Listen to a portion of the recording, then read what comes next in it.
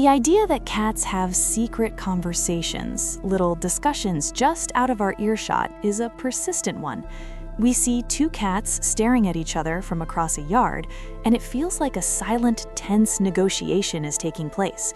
And in a way, it is.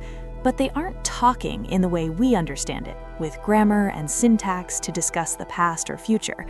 Instead, they use a rich, multi-layered system of communication that's all about the here and now, emotional states, intentions, and territorial claims. It's a language composed of scent, body posture, and a surprising range of vocalizations. Let's start with the sounds, because that's what we notice most.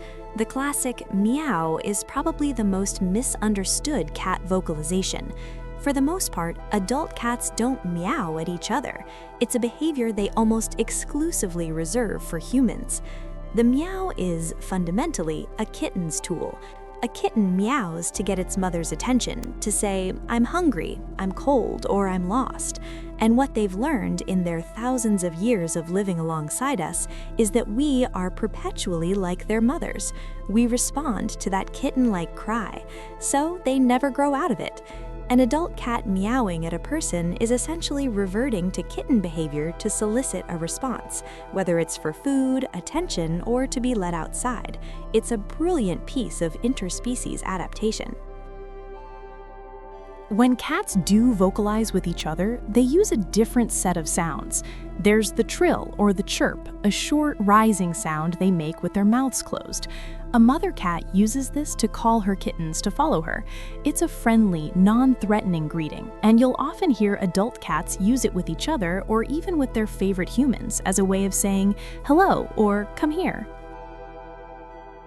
Then, of course, there are the more dramatic sounds. The hiss is an incredible involuntary defensive mechanism. When a cat hisses, it's not just making a noise, it's mimicking a snake. For millions of years of evolution, a hissing sound has been a universal warning signal to potential predators. I am dangerous, back off. A cat that hisses is terrified and trying to make itself look and sound as threatening as possible to avoid a physical fight. The growl and the spit serve a similar purpose, escalating that warning. The purr is perhaps the most complex vocalization of all. We associate it with contentment, and it often is. A cat curled up on a lap, purring, is usually a happy cat. But cats also purr when they are in great pain, when they are frightened at the vet, or even while giving birth. The current leading theory is that purring is a form of self-soothing and healing. The low-frequency vibrations of a purr, typically between 25 and 150 Hz, are in a range that has been shown to promote bone density and healing. So a purring cat might not just be saying, "I'm happy," but also, "I'm injured and trying to make myself feel better," or "I'm scared but trying to stay calm." It's a multi-purpose tool for both expressing contentment and managing distress. But vocalization is just the tip of the iceberg. The real language of cats, the way they leave lasting messages for one another, is through scent. Their world is a landscape of invisible information that we are almost completely blind to. This chemical communication is their primary way of defining territory and understanding the social structure of their area. The most famous or infamous form of this is urine spraying. It's different from normal urination. When a cat sprays, it's usually standing, its tail is held high and quivering, and it directs a small amount of urine onto a vertical surface. This urine is packed with chemicals called pheromones that act as a scent signature.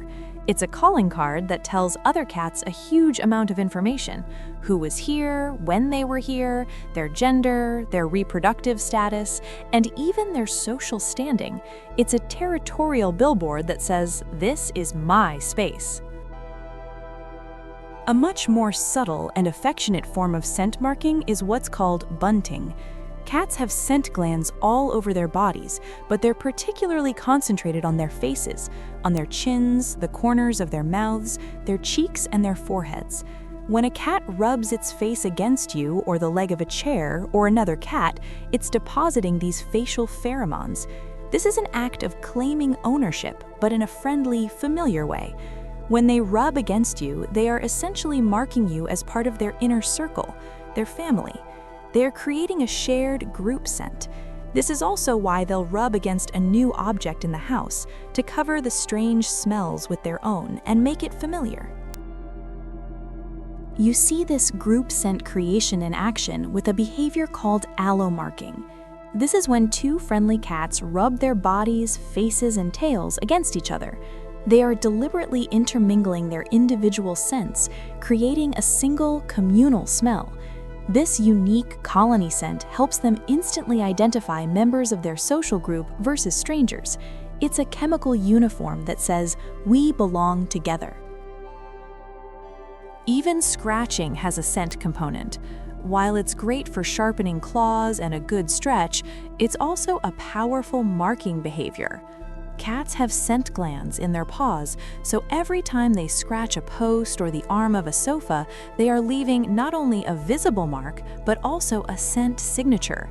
It's a dual message, a visual, "I was here," and an olfactory, "This is mine." This complex scent is then overlaid with the immediate real-time language of the body. This is how cats have face-to-face conversations. The tail is probably the most expressive part of the cat. A tail held high and straight, maybe with a little curve at the tip, is a sign of a confident, happy, and approachable cat. If that tip starts to twitch, it indicates a peak of interest or excitement. A tail shaped like a question mark is an invitation to play. A tail that's lashing back and forth, on the other hand, is a clear sign of agitation and overstimulation.